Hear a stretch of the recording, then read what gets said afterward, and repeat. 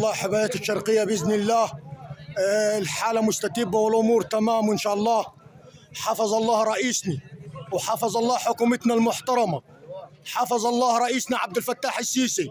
تحياتي لرئيسنا المحترم وتحياتي لحكومتنا المحترمة، وإن شاء الله بإذن الله الحبيلات الشرقية إن شاء الله الأمن فيها مستتب والأمور تمام.